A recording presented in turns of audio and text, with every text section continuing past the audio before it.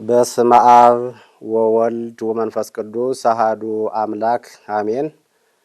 የተከበራችሁና የተወደዳችሁ የክርስቶስ ቤተሰቦች የንጽሕተ ንጹሐን የቅድስተ ቅዱሳን የእናታችን የድንግል ማርያም የአስራት የቃል ኪዳን ልጆች የቅዱሳን ሁሉ ወዳጆች አባቶች፣ እናቶች፣ እህቶችና ወንድሞች ኦርቶዶክሳውያንና ኦርቶዶክሳውያት እስከ ሞት ድረስ በወደደን ባፈቀረን ከፍቅሩ ጽናትም የተነሳ እኛን ከወደቅንበት መቃብር ለማንሳት እስከ መቃብር ድረስ በተከተለን በሰማይና በምድር ንጉሥ በመድኃኒታችን በኢየሱስ ክርስቶስ ስም እንደምን ሰነበታችሁ? እግዚአብሔር የተመሰገነ ይሁን። ዛሬ የምንማርበት የትምህርታችን ርዕስ የሚሆነው ሐጋይ ወክረምት የሚል ይሆናል። ሐጋይ ወክረምት ማለት ክረምትና በጋ ማለት ነው። ይህንን ቃል የምናገኘው ኦሪት ዘፍጥረት ምዕራፍ 8 ቁጥር 22 ላይ ተጽፎ እናገኘዋለን።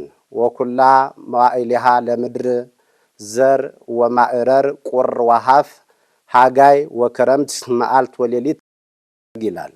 ይህ ማለት ብርድና ሙቀት፣ ክረምትና በጋ፣ መዓልትና ሌሊት፣ ዘርና መከር በምድር ዘመን ሁሉ አይቋረጥም ይላል። ስለዚህ ዛሬ ወቅቱ የዘርና የክረምት ወቅትና ሰዓት ስለሆነ ስለዚህ ስለ ክረምት ወቅት እንማራለን ማለት ነው። ይህ ኃይለ ቃል የተነገረው ለአባታችን ለብቸኛው ጻድቅ በዘመኑ ብቸኛ ለሆነው ጻድቅ ለኖህ የተነገረ ኃይለ ቃል ነው። ኦሪት ዘፍጥረት ምዕራፍ 8 ቁጥር 22ን ስናነበው በ10ኛው ትውልድ ዘመን ላይ ሰዎች እግዚአብሔር እስኪጸጸትባቸው ድረስ ወነሳህ እግዚአብሔር በእንተ ዘገብሮ ለሰብእ እግዚአብሔር ሰውን በመፍጠሩ ተጸጸተ እንዳለ ኦሪት ዘፍጥረት ምዕራፍ 6 ላይ ቁጥር 3 ላይ እግዚአብሔር ሰውን በመፍጠሩ ተጸጸተ ይላል። እግዚአብሔር ሰውን በመፍጠሩ እስኪጸጸት ድረስ የሰው ልጆች ኃጢአት እንደሰሩ በዚያ ዘመን ይታወቃል። በዚያን ዘመን መዓልትና ሌሊቱ አልታወቅ እስኪል ድረስ የሰማይ መስኮቶችና የምድር ቀለያቶች ተከፍተው በፈላ ውሃ ዓለም ሲጠፋ ብቸኛው ጻድቅ ኖህ 8 ነፍሳት ሆኖ ተርፏል ማለት ነው። ለዘር ለዓለም ለዘር ተርፏል ማለት ነው። መጨረሻ ላይ ከጥፋት ውሃ በኋላ ለታላቁ ጻድቅ ለኖህ እግዚአብሔር ብዙ ወተባዝሆ ምልዋ ለምድር ብሎ ለአዳምና ለሔዋን የሰጠውን ቃል ኪዳን መልሶ ያ ትውልድ ጠፍቷልና ታላቁ ጻድቅ ኖህ ብዙ ወተባዝሆ ምልዋ ለምድር ብዙና ተባዙ ምድሩን ሙሏት ሲል ካሁን በኋላ ከሰው ልጅ ስህተት ኃጢአት ላይ ታጣ አንተ መፍረድህላተው ለዚህ ጥፋት ዘር ለምን ይሲል እውነት እልሃለሁ ካሁን በኋላ ቀስቴም በደመና መካከል ተክዬ አሳያለሁ በምድር ዘመን ሁሉ ዘርና መከር ብርድና ሙቀት ክረምትና በጋ መዓልትና ሌሊት አይቋረጥም ብሎ ይህን ቃል ኪዳን ሰጥቶታል ማለት ነው። ታሪኩ ሰፋ ያለ ነው። ኦሪት ዘፍጥረት ከምዕራፍ 6 እስከ ምዕራፍ 10 መመልከት ይቻላል። አሁን በዚህ ትምህርት ግን የምንፈልገው ሐጋይ ወክረምት የሚለውን ስለሆነ እሱን ይዘን እንጓዛለን ማለት ነው። ሐጋይ ወክረምት ክረምትና በጋ በምድር ዘመን ሁሉ አይቋረጥም ማለት ይህ ለሰው ልጅ የተሰጠ ጸጋ ነው። እግዚአብሔር ለሰው ልጆች የሰጣቸው ጸጋዎች ናቸው። በዚህ መጽሐፍ ቅዱስ ላይ ስንመለከት እግዚአብሔር ለሰው ልጆች ሲሰጥ ጥንድ አድርጎ የሰጣቸው ስጦታዎች አሉ። ለምሳሌ ዘርና መከር፣ ብርድና ሙቀት፣ ክረምትና በጋ፣ መዓልትና ሌሊት፣ ፀሐይና ጨረቃ እነዚህ ጥንድ ሆነው የተሰጡ ጸጋዎቻችን ናቸው። የቃል ኪዳን ጸጋዎቻችን። ምክንያቱም የቃል ኪዳን ጸጋዎች የቃል ኪዳን ስጦታዎች የምንለው ለኖህ በቃል ኪዳን የተሰጡ ስለሆነ ነው። ምክንያቱም ሰው እግዚአብሔርን ሲበድል እግዚአብሔርን ሲያሳዝን እነዚህ ነገሮች ሊቋረጡ ይችላሉ ማለት ነው። ብርድና ሙቀቱ ሊደባለቅ ይችላል። በጋና ክረምቱ ሊጠፋ ይችላል። ዘርና መከር መዓልትና ሌሊት የሚለው ነገር በእግዚአብሔር ቃል ኪዳን የሰው ልጅ እግዚአብሔርን እስካልበደለ ድረስ የሚኖሩ ጸጋዎች ናቸው። ምክንያቱም በኖህ ዘመን መዓልትና ሌሊቱ ቀይ ቀን ነው ይህ ሌሊት ነው ሳይባል ያን ያህል ዘመን የፈላ ውሃ እየዘነመ ስለነበረ ማለት ነው። ስለዚህ እግዚአብሔርን አሳዝነን ተፈጥሮኛን እንዳትጣላን እግዚአብሔር በቸርነቱ እንዲጠብቀን መልካም ፈቃዱ ይሆንልን። ኦሪት ዘፍጥረት እነዚህን ጥንድ ነገሮች እግዚአብሔር ኖህን ወክሎ ለሰው ልጆች እንደሰጠ ያሳየናል። በጋና ክረምት አይቋረጥም። እነዚህን የፈጠራቸው እግዚአብሔር ነው። እግዚአብሔር ስለፈጠራቸው የሚያወጣቸውም የሚያስገባቸውም ራሱ እግዚአብሔር ነው። ብርድና ሙቀት፣ ዘርና መከር፣ ክረምትና በጋ፣ መዓልትና ሌሊት በእግዚአብሔር እጅ ነው ያሉ። እግዚአብሔር ነው የሚያስወጣቸው የሚያስገባቸው። እግዚአብሔር ነው የሚያዝዝባቸው። ፀሐይ ጨረቃውን በተለየ መልኩ እግዚአብሔር የሚያዝዝባቸው፣ ሰው ጣልቃ የማይገባባቸው ስጦታዎች ናቸው ማለት ነው። መዝሙረ ዳዊት መዝሙር 73 ቁጥር 17 ላይ እንዲህ ይለናል። እሱ እንደፈጠራቸው የሚያሳይ ነው። ለከውእቱ መዓልት ወዚአከ ይእቲ ሌሊት፣ መዓልቱም ሌሊቱም ያንተ ነው። ክረምተ ፀሐይ ወወርሃ ዘአንተ ፈጠር፣ ፀሐይን ጨረቃን የፈጠርህ አንተ ነህ። ክረምተ ወሐጋየ ዘአንተ ፈጠርከ፣ በጋውን ክረምቱን የፈጠርህ አንተ ነህ ብሏል። መዝሙረ ዳዊት መዝሙር 73 ቁጥር 17 ላይ መመልከት ይቻላል። ፀሐይና ጨረቃን መዓልትና ሌሊቱን ክረምትና በጋውን ራሱ እንደፈጠረ ማለት ነው። በዚህ ምክንያት በእግዚአብሔር ስልጣን ያሉ ስለሆኑ የሚያስወጣቸው የሚያስገባቸው እሱ ነው። ምክንያቱም በሰው እጅ ስልጣን ቢሆን ኑሮ የዓለም ኃያላን ነገስታት ተሰብስበው ፓርላማ ጠርተው እስኪፈራረሙ ድረስ ክረምቱ በጋ በጋው ክረምት በሆነብን ነበረ። ወይንም ዛሬ ሰኔ 25 የሚገባው ክረምት ከመስከረም በኋላ ይመጣ ነበረ። ስለዚህ እግዚአብሔር ወቅቱን ጠብቆ የሚያስወጣቸው የሚያስገባቸው በእግዚአብሔር እጅ ያሉ ስጦታዎቻችን ናቸው ማለት ነው። ስለዚህ በጋና ክረምት በምድር ዘመን ሁሉ አይቋረጥም አለ። ይህ እንደሚታወቀው እንግዲህ እነዚህ ነገሮች እስካሁን ድረስ ሲቋረጡ አላየንም። እንግዲህ በምላት ደግሞ ሲፈጸሙ የሚታዩ በእግዚአብሔር የቃል ኪዳን ምድር በኢትዮጵያ ላይ እነዚህ ነገሮች ጎልተው እኒህ ቃል ኪዳኖች ሲፈጸሙ ይታያል። በኢትዮጵያ ምድር ዘርና መከር፣ ብርድና ሙቀት፣ ክረምትና በጋ፣ መዓልትና ሌሊት አይቋርም በምላት ሲፈጸሙ እናያቸዋለን። እስካሁን ድረስ የምናየው ይህንን ነው። ካሁን በኋላ ደግሞ ባናውቅም፣ ምክንያቱም የሰው ልጅ ኃጢአቱ እየበረታ እግዚአብሔርን እያሳዘነ ሲሄድ የሚመጣውን አናውቅም። ነገር ግን በአባቶቻችን እንደነኖህ ባሉ አባቶቻችን ምክንያት እስከዛሬ ድረስ እነዚህ ጎልተው የሚፈጸሙ በኢትዮጵያ ምድር ላይ በሀገራችን በኢትዮጵያ ላይ ነው። ምክንያቱም ኢትዮጵያ የእግዚአብሔር ሀገር እንደሆነች በመጽሐፍ ቅዱስ ተጽፏል። ኢትዮጵያውያን እጃቸውን ወደ እግዚአብሔር እንደሚዘረጉ ሲቸግራቸው፣ ሐዘን ሲመጣባቸው፣ ድርቅ ሲመጣባቸው እጆቻቸውን ወደ እግዚአብሔር ይዘረጋሉ ተብሎ ተጽፏል። መዝሙር 67 ቁጥር 31 ላይ ኢትዮጵያ ታበጽደው ይሃበ እግዚአብሔር፣ ኢትዮጵያ እጆቿን ወደ እግዚአብሔር ትዘረጋለች ያለ እና ወደ እግዚአብሔር እጆቿን የምትዘረጋ ሀገር ስለሆነች እኒህ ቃል ኪዳኖች በምላት ይፈጸማሉ ማለት ነው። ታላቁ ነቢይ ኤርምያስም በትንቢቱ 13:23 ላይ እያሐድግ ነምር ጾትማሁ ወነምር ህንምርብሬሁ፣ ነምር ዝንጉርጉርነቱን ኢትዮጵያዊ መልኩን አይለውጥም አለ። ስለዚህ ነብር ዝንጉርጉርነቱን እንደማይለቅ ሁሉ ኢትዮጵያውያን መልካቸውን አይለውጡም ማለት ይህን ውበታችንን ብቻ አይደለም። ውበታችን ሳይሆን የኛ መልካችን፣ ሃይማኖታችን፣ መልካም ምግባራችን፣ መልካም እሴታችን ነው። ፍቅራችን፣ ሰላማችን፣ አንድነታችን ነው። እነዚህ ከተቋረጡ ግን የኖህ ዘመን ታሪክ ሊደርስብን ይችላል። ነገር ግን እግዚአብሔር በኖህ ቃል ኪዳን መሰረት ዘርና መከር፣ ብርድና ሙቀት፣ ክረምትና በጋ፣ መዓልትና ሌሊት አይቋረጥም ስላለ ኃጢአታችን ከነዚያ ዘመን ሰው በኖህ ዘመን ከነበሩ ሰዎች አንሶ ሳይሆን እግዚአብሔር ለአባቶቻችን የገባውን ቃል ኪዳን ስለሚጠብቅ እግዚአብሔር እስከዛሬ ድረስ አላቋረጠብንም። ይህንን ያደረገልን አምላካችን የተመሰገነ ይሁንልን። እነዚህ ክረምትና በጋ አንዱ ያላንዱ የሚጠቅሙ አይደሉም። አንዱ ያላንዱ ሊኖሩ የማይችሉ ናቸው። ዓመት ሙሉ ክረምት ቢሆን አይቻልም። በጋ ሙሉ ክረምት ዓመት ሙሉ በጋ ቢሆንም እንዲሁ ነው።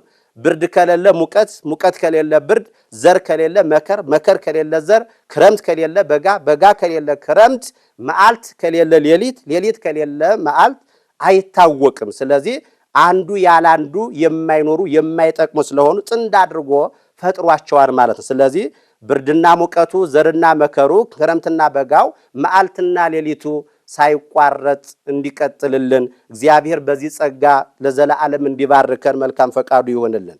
ነገር ግን እነዚህ ነገሮች ከኢትዮጵያ ውጭ ባሉ ዓለማት በአንዳንድ ዓለማት ላይ እንግዲህ ሌሊቱ ረዝሞባቸው ቀኑ የሚያጥርባቸው አሉ። ቀኑ ረዝሞባቸው ሌሊቱ የሚያጥርባቸው አሉ። በቴክኖሎጂ እየታገዙ ስራ የሚሰሩ አሉ። እንደዚህም መሆን መታወክ ነው። እነዚህ ግን በስፋት እንዳልኋቸው በምላት ጎልተው የሚፈጸሙ በዚህ ላይ ነው። በሀገራችን በኢትዮጵያ እነዚህ ነገሮች እስካሁን ድረስ በአባቶቻችን ጾምና ጸሎት ጸጋና በረከት እንደነኖህ ባሉ እናቶቻችን አባቶቻችን ምክንያት እነዚህን አቋርጦ ወይም አንዱን አስረዝሞ አንዱን አሳጥሮ አላሳየንም አልሰጠንም። በሰዓት በኩል ግን የኢትዮጵያውያን ሰዓትና ክረምትን መችም ክረምትን ስናነሳ በጋን ስናነሳ ዓመታት አሉ። ዕለታት በሰባት አይዋዳት እየተመላለሱ ወራትን ይወልዳሉ። ወራት ደግሞ በፀሐይ 30 በጨረቃ 29 የሆነ ዓመታትን ይወልዳሉ። ዓመት የምንለው በፀሐይ አቆጣጠር 365 ቀን በጨረቃ 354 ቀን በዚህ እየተመላለሰ በዓመት መግቦት እንኖራለን ማለት ነው። ስለዚህ በዚህ ውስጥ ነው በጋና ክረምቱ ማልትና ሌሊቱ ብርድና ሙቀቱ ዘርና መከሩ የምናገኘው በእነዚህ ነው። አንዱ ዓመት ደግሞ 4 ክፍል አለው። እንግዲህ ስለ ወቅት ስለ ዘመን ስለምንማር ማለት ነው። አንዱ ዓመት 4 ክፍል አለው። 4 ክፍል ማለት ክረምት አለ፣ መጸው አለ፣ ሐጋይ አለ፣ ጸደይ አለ። ክረምት የምንለው ከሰኔ 26 እስከ መስከረም 25 ያለውን ነው። መጸው የምንለው ከመስከረም 26 እስከ ታኅሳስ 25 ያለውን ነው። ሐጋይ የምንለው ከታኅሳስ 26 እስከ መጋቢት 25 ያለውን ነው። ከመጋቢት 26 እስከ ሰኔ 25 ደግሞ ጸደይ እንለዋለን። በአራቱ ባህሪያት የተሰሩ ናቸው። ምክንያቱም አራቱ ባህሪያት እኛ የተሰራ ነው። ስጋችን የተሰራው ከአራቱ ባህሪያት ነው። ከእሳት፣ ከነፋስ፣ ከውሃ፣ ከመሬት ከሶስቱ ግብራተ ነፍስ ሲጨመሩ ሕያዊነት፣ ለባዊነት፣ ነባቢነት ከሰባት ነገር ፈጥሮናል ማለት ነው። ከአራቱ ባህሪያት ከሶስቱ ግብራተ ነፍስ እንደተፈጠርን ያሳውቃን ያስረዳል። ምክንያቱም ዓለም ሁሉ የተፈጠረው የሰው ልጅ ሕይወት የሚያስቀጥል ሆኖ ነውና ክረምቱና በጋው የሚያስቀጥለው የሰውን ሕይወት ነው። የሰው ሕይወት የሚቀጥለው የፍጥረታት ሁሉ ሕይወት የሚቀጥለው በእነዚህ መግቦት ስለሆነ ማለት ነው። እነዚህ አራት ክፍሎች አንዱ ዓመት ከአራት ሲከፈል የአራቱ ባህሪያት ምሳሌዎቻችን ናቸው። ለምሳሌ ክረምት ከውሃ መፈጠራችንን ያሳየናል። ማይ ከማይ ከውሃ መፈጠራችንን የመሬት አካል ህዋስ የላላ እስኪመስል ድረስ ውሃ በብዛት ጎልቶ የሚፈስበት የሚፈልቅበት ሰዓት ነው።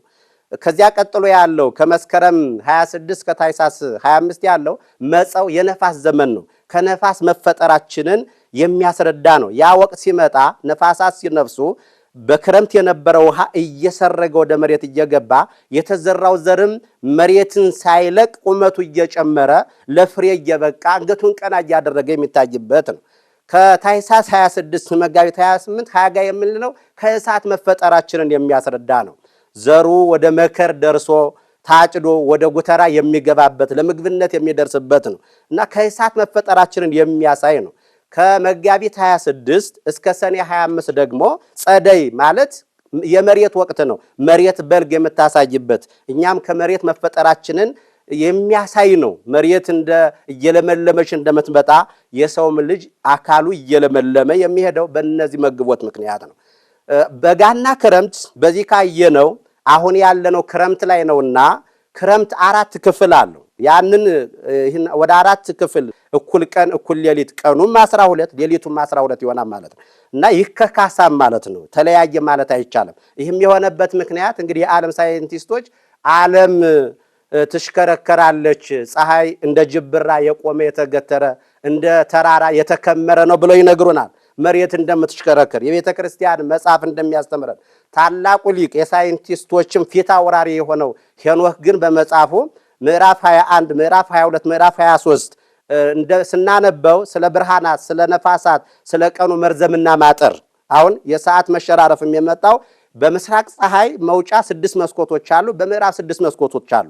ስለዚህ እንደ መውጫቸው መንገድ አንዱ መንገድ ረጅም አንዱ መንገድ አጭር ስለሚሆን በዚያ ምክንያት አንዱ ሰዓት ከመስከረም እስከ መጋቢት ያለው የሌሊቱ ሰዓት ይረዝማን የቀኑ ሰዓት ያጥራል። ከመጋቢት እስከ መስከረም ያለው ደግሞ ሌሊቱ ያጥርና ቀኑ የሚረዝምበት ምክንያት በእነዚህ መስኮቶች እንደሆነ ሄኖክ ነግሮናል ማለት ነው። ስለዚህ በጋና ክረምት ስንል አሁን ባየነው አስተምህሮ ላይ ዓመቱን ከ4 ከፍለን አይተነዋል። አሁን የበጋውን የመጸውን መጸውም የራሱ 4 ክፍል አለው። ሐጋይ የምንለው የራሱ 4 ክፍል አለው። ጸደይ የምንለው የራሱ 4 ክፍል አለው። አሁን ግን የያዝነውን የክረምትን ትምህርት እንመልከተው። ክረምቱ አንዱ ክረምት ከሰኔ 25 ከሰኔ 26 እስከ መስከረም 25 ያለውን ከ4 ከፍለን ማየት ያስፈልጋል። የያዝነውን ወቅት ሌላውን ወቅቱ ሲደርስ ምክንያቱም ቤተክርስቲያን የምታስተምረው ወቅትን ጠብቃ ነው።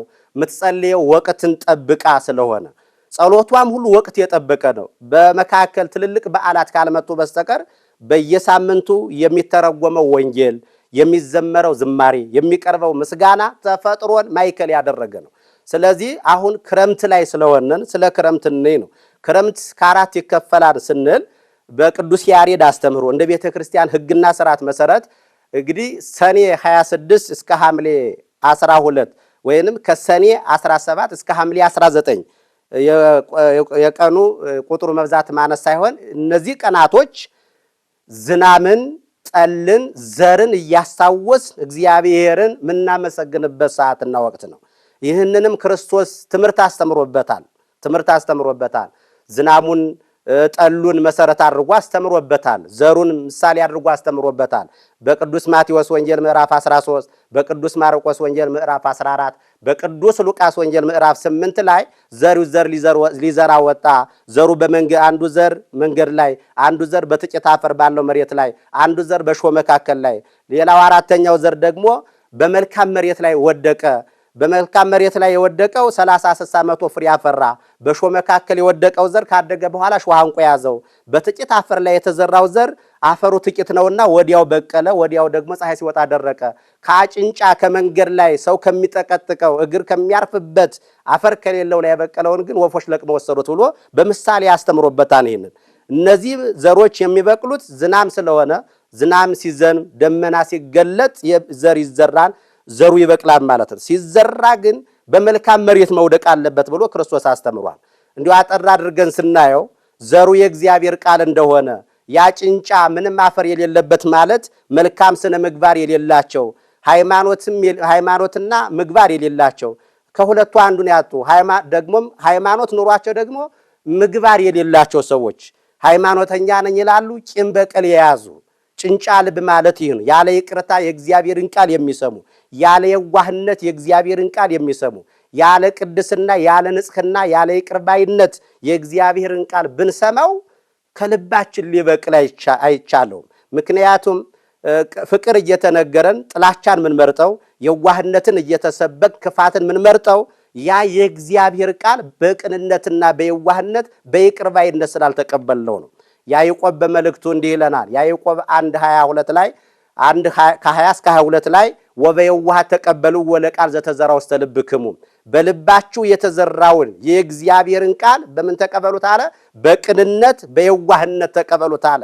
የዋህነት ምንድነው? ይቅርባይነት፣ ጠላትን እንደራስ መውደድ፣ ወንድምን እንደራስ መውደድ፣ ከኔ ይልቅ ብሎ ለራስ ሳያደሉ ለሰዎች እኩል ማሰብ፣ ራሳችን እንኳን የበታች ባናረግ ለሰዎች እኩል እንደሆኑ አምነን እኔ የምወደው ለሱ ያስፈልገዋል፣ ለኔ የሚያስፈልገኝ ለሱ ይገባዋል በማለት የእግዚአብሔርን ቃል ካልሰማን አስቸጋሪ ነው። ያ ወፍ ነጥቆ ይወስደዋል የተባለው ሰይጣን እንደሆነ በመጽሐፈ መክብብ ሰሎሞን ምዕራፍ 10 ቁጥር 20 ላይ ተጽፏል። ይቴም ሰባ በቤትከ እስመ ወፈ ሰማይ ያወጽእ ለነገርከ፣ ሰውም በቤትህ ውስጥ ሆነ በልብህ ማትመው አትስደበው፣ የሰማይ ወፍ ክንፍ ያለው ወፍ ነገርን ያወጣብሃልና ይላል። ስለዚህ ወፍ የተባለ ዲያብሎስ ሰይጣን ቃሉ እንደተዘራ ነጥቆ የሚወስድብን ልቡናችን በንስሐ አጥበን በቅንነትና በይቅርባይነት ስለማንሰማው ነው። በጥቂት አፈር ላይ የተዘራው ዘር አለ ክርስቶስ ወዲያው ይበቅላል፣ ወዲያው ደረቀ። እውነት ነው። ስታስተውሉት ከጥቂት አፈር ላይ የተዘራ ዘር ወዲያው ጥቂት ዝናብ ሲዘንብ ይበቅላል። ነገር ግን ብዙ የሚሸፍነው አፈር የለምና ፀሐይ በወጣ ሰዓት ይደርቃል። ይህ ማለት ወዲያው አምነው ወዲያው የሚክዱ፣ ወዲያው ታርቀው ወዲያው የሚጣሉ ሰዎች ናቸው። ዘፍጡነ ያምን ወፍጡነ ይክድ፣ ፈጥነው የሚያምኑ ፈጥነው የሚክዱ። እንደዚህ አይነት አሁን ክርስቲያን እጅግ ብዙ እናያለን። ትናንት ቤተክርስቲያን ሲሰሩ የነበሩ ዛሬ ከቤተክርስቲያን አኩርፈው የወጡ ሰዎች አሉ። እኛ በተከለው እኛ በለፋ ነው ይሄ ነው ወይ የሚገባን ተሰደብን ታማን ብለው ከቤተክርስቲያን የሚርቁ ሰዎች አሉ። እነዚህ ማለት በጥቂት አፈር ላይ የተዘሩ ዘሮች ማለት ነው። በጥቂት አፈር ላይ መዘራት የለብንም። ምክንያቱም እንኳን ታማን ብለው ሰዎች አቃለሉን እኛ ሰርተን እንዳልሰራን ተቆጠርን ብለው ከቤተክርስቲያን አኩርፎ ይሸሻሉ። መሰደብ አይደለም እኮ ክርስቶስ ምራቅ ተተፍቶበታል። ምራቅ መተፋት አይደለም ከሞት በላይ መሸነፍ የለም። ተሰቅሎ ገለውታል፣ ሰቅለው ገለውታል፣ ልብሱን ገፈውታል፣ በጦር ጎኑን ወግተው አድምተውታል። ከክርስቶስ በላይ መቼም ቢደርስብን መከራ አይደርስብን። ፀሐይ የተባለ የዚህ ዓለም ፈተና የዚህ ዓለም መከራ እንደሆነ ሶስተኛ ላይ ያለው በእሾህ መካከል የተዘራው ዘር የተባለ እሾህ አንቆ ያዘው እንግዲህ አድጓን ያዘርኮ ያ ያደገውን ዘር ለፍሬ ሲደርስ ያንቀዋል። ያ ሾህ የተባለ የዚህ ዓለም ፍቅር ነው። የገንዘብ ፍቅር፣ የኃጢአት ሁሉ የክፋት ሁሉ ስር ገንዘብን መውደድ ነው ይላል ቅዱስ ጳውሎስ። ገንዘብን መውደድ ነው አለ። ስለዚህ በዓለም የዓለም ፍቅር በቅዱስ ማቴዎስ ወንጌል ምዕራፍ 19 ከ16 ጀምሮ እንደተጻፈው ምን ላድርግ ብሎ ከጠየቀው በኋላ ያለህን ሁሉ ሽጠህ ተከተለኝ ሲለው ውሃ ለፈተኩዞ አዝኖ ወደ ኋላ ፈገፈገ ይላል። በብዙ ጥሪቱ ገንዘብ ብዙ ነውና አለ። ስለዚህ እነዚህ ነገሮች ሀብታችን፣ ንብረታችን፣ ዕውቀታችን፣ ጥበባችን፣ ጉልበታችን፣ ውበታችን ፍሬ በትሕትና እንዳናፈራ አውንቀው የያዙ ነገሮች ናቸው። እነዚህን ማስወገድ ያስፈልጋል ሲል ክርስቶስ ይህን አስተምሯል። አራተኛ በመልካም ዘር የተዘራው 30 60 መቶ ፍሬ 30 ፍሬ የተባሉ በዓለም ላይ ያሉ አስራቱን በኩራቱን እያወጡ ባል ከሚስት ከባል ጋር እየኖር የዚህ ዓለም ደስታ ያልቀረባቸው የሰማዩንም ደስታ በጸጋቸው ያላጡ ናቸው። ባለ 60 የተባሉ ማቴዎስ 19 ላይ እንደተጻፈው ወኩሉ ዘሐደገ አብያተ ወአሃወ ቁጥር 29 ላይ እናቱን አባቱን ሚስቱን ልጆቹን ርስቱን ጉልቱን ይህን ዓለም ትቶ የሄደ እሱም 100 እጥፍ በረከት ያገኛል የተባሉ የመናንያን የነ አቡነ ገብረ መንፈስ ቅዱስ የነ አቡነ ተክለ ሃይማኖት ባለ 100 የተባሉ ከዚህም አልፈው መስዋዕትነት የከፈሉ ሃይማኖታችን አንክድም ለጣዖት አንሰግድም ብለው ከክርስቶስ ፍቅር የሚለየን የለም ብለው ራእይ ዮሐንስ ምዕራፍ 2 ቁጥር 10 ላይ ወኩን መሐይብነ እስከ ሞት ድረስ የታመንህ ሁን ብለው ይህን ቃል ይዘው አንገታቸውን ለሰይፍ የሰጡ ሕይወታቸውን በዓለም ያጡ ሰዎች ናቸው። በእርግጥ ባለ 30ም ባለ 60ም ባለ 100ም ሆነው በዓለም ላይ እየኖሩም ባለ 100 በረከቶች አሉ፣ ባለ 60 ሆነውም ባለ 100 በረከቶች አሉ ነው። ስለዚህ ይህንን ማሳጅ አድርጎ የሰበከበት ነው። አንደኛው ክፍል ይህ ነው። ከሰኔ 26 እስከ ሐምሌ 12 ከሐምሌ 12 ደግሞ እስከ ነሐሴ 10 ያለው ወቅት ባህር፣ ማይበል፣ ሞገድ፣ መብረቅ፣ ነጎድጓድ ይህንን ማይከል ያደረገ ጸሎት ይጸለያል፣ ትምህርት ይሰጣል። የዝናም የነጎድጓድ የመብረቅ የባህር የማይበል የሞገድ ሰዓትና ወቅት ይባላል። ሁለተኛው ክፍል ይህ ነው። በዚያን ሰዓት ላይ በዚያ ጊዜ ላይ ነጎድጓድ አብዝቶ የሚነጉድበት መብረቅ ብልጭታውን የሚያሳይበት አብህርት የሚሞሉበት ማይበል ሞገድ ባህሩን የሚያጉክበት ሰዓት ነው። ለዚህም አብህርት ይህንን ምንድነው ወቅቱን የከፈለችው ቤተክርስቲያን ኦርቶዶክሳዊት ቤተክርስቲያን በዚያን ሰዓት ላይ ውሆች ከልካቸው አልፈው እንዳይሞሉ። ምክንያቱም ውሆች ከልካቸው ካለፉ ሰውን ይጎዳሉ፣ ሀገር ያጠፋሉ። ስለዚህ ውሆችን እስከ ወሰናቸው እስከ ልካቸው ድረስ ሙላቸው ትላለች። አስተውሉ ክርስቲያኖች፣ አሁን ተመልከቱ። እግዚአብሔር እንዲያው ይህን ለምን ፈጠረ ስንል መብረቅ ምን ጥቅም አለው? ነጎድጓድ ምን ጥቅም አለው? ባህሩ መሙላቱ ማይበል ሞገዱ ምን ጥቅም አለው ብለን እናስብ እስቲ። በእውነት ማይበል በክፋት ነው የምናውቀው፣ ሞገዱን በክፋት ነው የምናውቀው። መብረቁ ነጎድጓዱ እኛን ለማስደንገጥ ነው የተፈጠረው ነው፣ እኛን ለማስደንገጥ አይደለም። እግዚአብሔር ላይጠቅም የፈጠረው ፍጥረት አይደለም፣ ላይጠቅም የፈጠረው ፍጥረት የለም። ምክንያቱም እንኳን ማይበል ሞገድ ከእግዚአብሔር ጋር ከተጣላን መሬትም ይከዳናል። ከእግዚአብሔር ጋር ተጣልተው መሬት የከዳቸው ናቢሮን አሉ። ከእግዚአብሔር ጋር ተጣልተው እነ ሙሴ የተሻገሩበት ባህረ ኤርትራ ፈርዖናውያንን አስጥሟል። እግዚአብሔር ከተጣላን መብረቁም መዓት ይሆንብናል፣ ነጎድጓዱም መዓት ይሆንብናል፣ ባህሩም ማይበል ሞገዱም መዓት ይሆንብናል። እንኳን ማይበል ሞገዱ ከእግዚአብሔር ጋር ከተጣላን የምንጠጣው ውሃ እንቆ ይገለናል፣ ምራቃችን ትን ብሎ ጠላት ይሆናል፣ ይገለናል። ስለዚህ በዚህ አንጻር አይተነው ነው እንጂ እግዚአብሔር ላይጠቅም የፈጠረው ፍጥረት የለም። እሺ ታዲያ መብረቅ ምን ይጠቅማን? ነጎድጓድ ምን ይጠቅማን ካላችሁኝ፣ ማይበል ሞገድ ምን ይጠቅማን ካላችሁኝ፣ በእርግጥ በመጽሐፍ ቅዱስ ማይበል ሞገድ ለክፋት መሆኑ ተጽፏል። ነገር ግን ከእግዚአብሔር ለተጣሉ ሰዎች ነው ክፉ ሆኖ የሚሰራው ማለት ነው። ለጥቅሙ ምንድነው ካላችሁኝ፣ ከሰኔ 26 እስከ ሐምሌ 12 የተዘራውን ዘር መሬት ውስጥ ይቆይና መብረቅ ሲበርቅ ነው አዝሪት ሕይወት የሚያገኙ። ወይበርቁ መባረቅት ለጽጋብ ወለበረከት ይላል መጽሐፍ። መባረቅት ለጽጋብና ለበረከት ለሕይወት ይበርቃሉ። ነጎድጓድ ድምጹን የሚያሰማው ከዚህ ድምጽ ነው። እንግዲህ አዝሪት ሕይወት የሚነሱ ማለት ነው። የሰው ልጅ ከአዳምና አንድ ጊዜ አዳምና ሔዋን ተፈጠሩ። ብዙ ተባዝሁ አላቸው። ከነሱ በሩካቤ የተባዛ የሰው ልጅ እንደሚመጣው አዝሪትም እየበዙ ሕይወት እያገኙ የሚመጡት መሬትም የመብረቁን የነጎድጓዱን ድምጽ ስትቀበል አዝሪት ከዚያ ያገኛሉ። አንድ ሆኖ የተዘራው 30 60 መቶ ፍሬ የሚያፈራ ብዙ ሆኖ የሚበቅለው ከመብረቅና ከነጎድጓድ ድምጽ የተነሳ ነው። ሄኖክ በጻፉ ላይ 12:7 ላይ መብረቅ መብረቅ ይወልድ ይላል። በዚያን ወቅት ላይ መብረቅ መብረቅን እየወለደ ነጎድጓድ ነጎድጓድን እየወለደ አንድ ውሃ ሌላ ውሃ እየጨመረ እየወለደ አብህርት በዝቶ የሚሞሉበት መብረቅ ነጎድጓዱ በብዛት ድምጹ የሚሰማበት ነው። ስለዚህ መባርቅት ነጎድጓድ ለህሉ ህይወት ናቸው ድምጻቸው ማለት ነው። ለዚህ ነው መዝሙረኛው ዳዊት መዝሙር 134 ቁጥር 7 ላይ የአርግ ደመናተ ማጽናፈ ምድር አለ ወገብረ መብረቀ ለጊዜ ዝናም። እግዚአብሔር በጊዜው ደመናውን ያመጣዋል። እግዚአብሔር በጊዜው መብረቅን ያመጣል። እግዚአብሔር በጊዜው ዘያወጾሙ ለነፋሳት መዛግብት ይሆሙ አለ።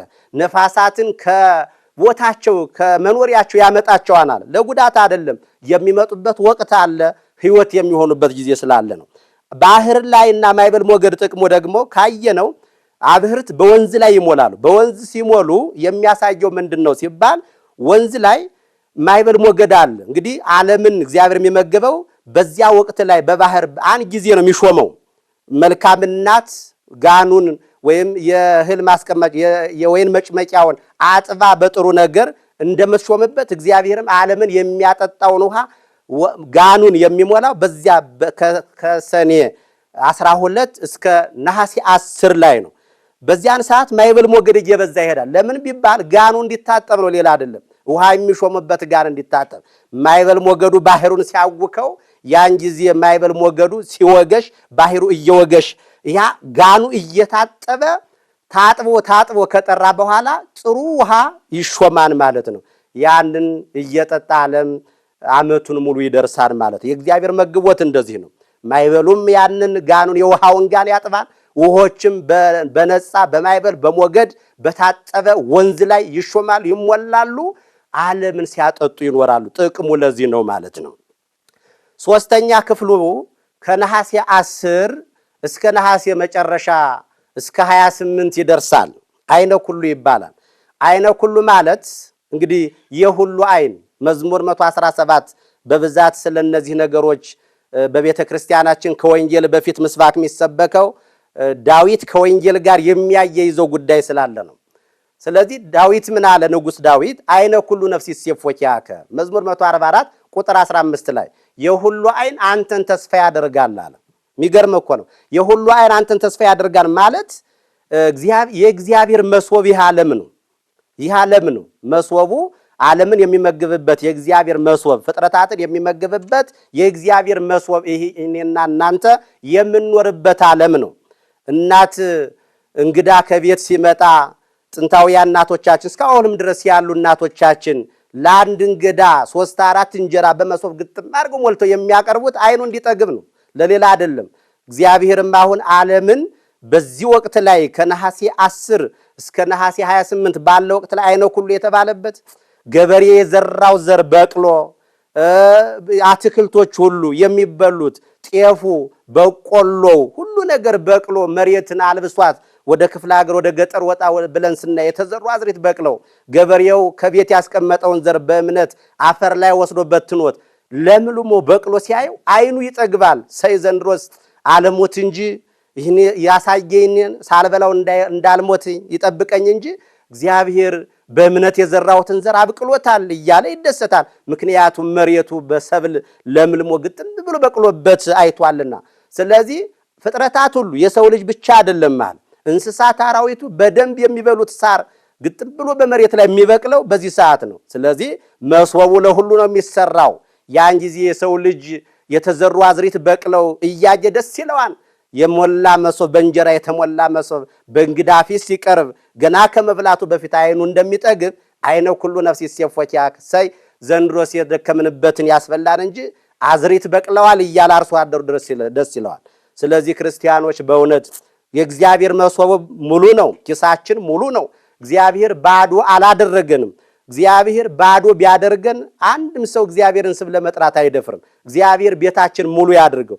ብቻ እንደዚያ ዘሩ በቅሎለት ዘንድሮ የዘራው ዘር ለምልሟል፣ እንደው ለሰላም ያድርገው ሳልሞት ልብላው እንደሚል እግዚአብሔር የሰጠንን በረከት ሳንሞት ሳንቀሰፍ ወደ መቃብር ሳንወርድ የሰጠንን እንድንበላው ያድርገን እንጂ እግዚአብሔር ያለው ሰው ድሃ አይደለም።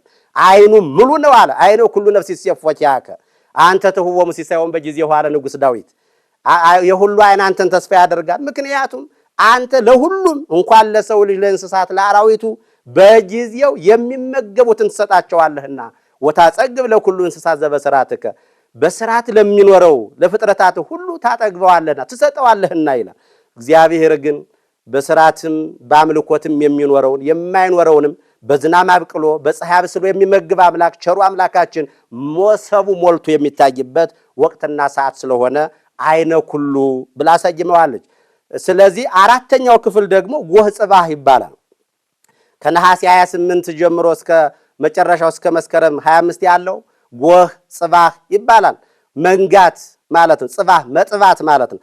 ሌሊቱ ጠባ ሌሊቱ ነጋ ይባላል። መንጋት ጎህ ቀደደ ይባላል። ስለዚህ ክረምት እንደ ሌሊት ይቆጠራል። መስከረም ጠባ እንላለን። ያን ጊዜ አዝርዕቱ በቅለው መጸው የሚመጣ ነውና ቀጣዩ ከመስከረም 26 ጀምሮ ያለው መጸው የነፋስ መግቦት የሚመጣ ነውና ውሃ ወደ መሬት እየሰረገ እየገባ አዝርዕት በቅለው መሬትን ጨብጠው ቁመታቸው እየጨመረ ለፍሬ የሚደርሱበት ሰዓት ነውና እየነጋ ዝናሙም እየቀነሰ ፀሐይም በዛ እያለ ከክረምቱ የተሻለ ብርሃን እየሰጠች የምትመጣበት ሰዓት ስለሆነ ጎህ ጽባህ ክረምቱን በሰላም ያነጋህልን፣ ክረምቱን በሰላም ያሳለፍህልን፣ እህላችንን ከበረዶ የጠበቅህልን እያለ ዘር ሲዘራ የነበረው በድካም የነበረው ገበሬ ደስ እያለው ሌሊት ሲነጋ ደስ እንደሚል ሁሉ ክረምቱም ሲነጋ ደስ ያሰኛልና ለዚህ ነው ቤተክርስቲያን ከአራት ከፍላ እኮ ነው አዝርዕቱን ዘሩ በሰላም እንዲዘራ መባረቅት በሰዓታቸው ነጎድጓዱ በሰዓት መጡ ድምጽ ሲሰጡት ዘር ሕይወት ከመባረቅት አግኝቶ ከዚያ ከነሐሴ 10 በኋላ ደግሞ የሁሉን አይን የሚያጠግብ አዝመራ የሚያሳይ መግቦቱን የሚገልጥ ከዚያ ከመስከረም ከነሐሴ 28 በኋላ ያለው እስከ መስከረም 25 ደግሞ ጠባት መንጋት ነጋ እያለ የሰው ልጅ እንዲደሰት የምታስተምረው የምትጸልየው ጸሎቷና ዝማሬዋ ይህ ነው። በዚህ ላይ ክረምትና በጋ አይቋረጥም። እኒህ ሁሉ የሚሆኑት ክረምትና በጋ ካልተቋረጠ ብቻ ነው። ክረምትና በጋ ከተቋረጠ አስቸጋሪ ነው።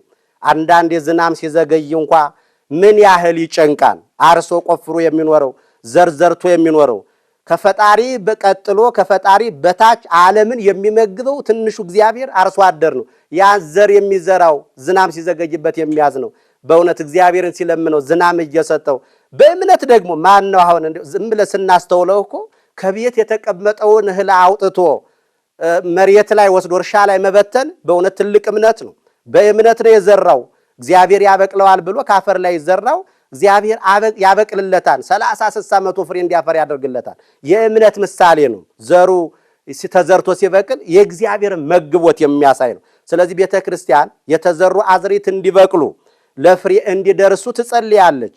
ልክ አዝርዕትም እንደዚህ እንደሆኑ የሰው ልጅም እንዲሆኑ ለእህሉ ብቻ አይደለም ዘር ይህ የሚዘራው ዘር ብቻ አይደለም የሰው ልጅም ዘር ነው። ከአዳም ከሔዋን እየተዘራ እስከዚህ ደርሷን ትውልዱ። ስለዚህ የተዘራው ዘር በእናት ማህፀን የተዘራው ዘር ያ ተወልዶ ማለት ገበሬ የዘራው ዘር በቅሎ አብቦ አፍርቶ አሽቶ ሲታይ ደስ እንደሚለው ሁሉ ቤተክርስቲያን በዚህ አንፃር የምትጸልየው ለሰው ልጅ ሕይወት ነውና የምትኖረው ለሰው ልጅ ሕይወት ነውና እንደ ዘሩ ተዘርቶ የሰው ልጅ በዚያው ተጸንሶ ምክንያቱም የተጸነሰው ሁሉ እኮ አይወለድም። ተጸንሶ ውሃ ሆኖ መቅረት አለ ደም ሆኖ መቅረት አለና ስለዚህ የተጸነሰው ጽንስ የተዘራው ዘር በሰላም እንዲወለድ ዘሩ እንደሚበቅል ሁሉ በሰላም መወለዱ መብቀሉ ነው። ያ ዘር ደግሞ በቅሎ ብቻ መብቀሉ ብቻ በቂ አይደለም። ማደግ አለበት። እግዚአብሔር ወይም ቤተክርስቲያን ክርስቶስ በደሙ የመሰረታት ቤተክርስቲያን በዘሩ አንፃር ደግሞ ለዘሩ ባለቤት ለዋናው ለሰው ልጅ ትጸልያለች። እንደ ዘሩ ተዘርቶ እንዲበቅል ማለት ተጸንሶ እንዲወለድ በዚያው እንዳይቀር ከተወለደም በኋላም አዝርዕቱ እንዲያድግ ዝናም ከሰማይ እንደሚወርድለት ሁሉ ለአዝርዕት እንደምትጸልይ ሁሉ የሰው ልጅም ተወልዶ ካላደገ አስቸጋሪ ነው። የተወለዱት እንዲያድጉልን መልካም ፈቃዱ ይሆንልን። ስለዚህ የተዘሩት ይበቅላሉ የበቀሉት ያድጋሉ ማለት ሕፃናት ይጸነሳሉ ይወለዳሉ ይጎለምሳሉ። ያዘሩ ተዘርቶ ለ30 ለ60 ለ100 ፍሬ እንደሚደርስ ሁሉ የሰው ልጅም ተወልዶ ሲያድግ አድጎ ሲጎለምስ ጎልምሶ ደግሞ ያ ዘሩ 30 60 መቶ ፍሬ ሲያፈራ ራሱን ቻለ እንደምንለው ሁሉ ሰውም ጎልምሶ አድጎ ራሱን ችሎ እናት አባቱን የሚጦር ሀገር የሚሰራ ቤተክርስቲያን የሚያንጽ ለሰው የሚደርስ ራሱን ከመቻል አልፎ ማለት ነው። ስለዚህ የሰው ልጅ እንደ አዝሬት ነው። የሰው ልጅ እንደ ፀሐይ ነው። የኛ ምሳሌ ነው። ፀሐይ ጠዋት ስትመጣ ጠዋት ስትወጣ ሁሉም ሽማግሌውም ወጣቱም ከቦ ይሞቃታል። ቀትር ስትሆን ሁሉም ይሸሻታል። ስትመሽ ደግሞ ሁሉ ወደ ፀሐይ መግቢያ ወደ መግቢያዋ ስትቃረብ ሁሉ ተሰብስቦ ይሞቃታል፣ በደስታ ይሸኛታል። የሰው ልጅም ሕይወት እንደዚህ ነው። ፀሐይ ጠዋት ላይ ስትወጣ ሁሉ ተሰብስቦ እንደሚሞቃት በደስታ እያመሰገነ እንደሚሞቃት እኛም ተዘርተን ስንወለድ ሁሉም ሰው እስከ ማንነታችን አቅፎ እየሳመ እየተንከባከበ እየተዋዙ ሕፃናት ሲወድቁ እሰይ ጎበዝ እያለ የወደቀውን ሕፃን ጎበዝ እያለ የምናሳድገው ልክ የሰው ልጅ እንደ ፀሐይ ሕይወት ስለሆነ ነው። እንደ አዝሬት ሕይወት ስለሆነ ነው። ቀትር ላይ ፀሐይን ሁሉ እንደሚሸሻት የሰው ልጅ ቀትር የሚባለው ጉልምስና ዘመናችን ላይ ነው። በዚያም በአስቸጋሪ ዘመናችን ላይ ግን ሕፃን እያለን ስንወድቅ እንኳን ጎበዝ ሲሉ የነበሩ አድገን ጎልምሰን መራመድ ስንችል ስንወድቅ ግን ደፊ ይድፋ ይጣልህ እንባላል። የሰው ልጅ ቀትር ጊዜም አለው ማለት ነው። ፀሐይን መጨረሻ ላይ ሰው ተሰብስቦ እንደሚሸኛት የሰው ልጅም እግዚአብሔር እርጅናው ይገኝ እንጂ አርጅቶ የሚሞት በ70 80 የሰው ዕድሜው 70 ነው ቢበዛ 80 ነው እንዳለ ቅዱስ ዳዊት። በዚያን ሰዓት ደግሞ የሰው ልጅ የሚያሳሳ ይሆናል። ይህም አሁን የታደሉ አባቶች የሚያገኙት ነው።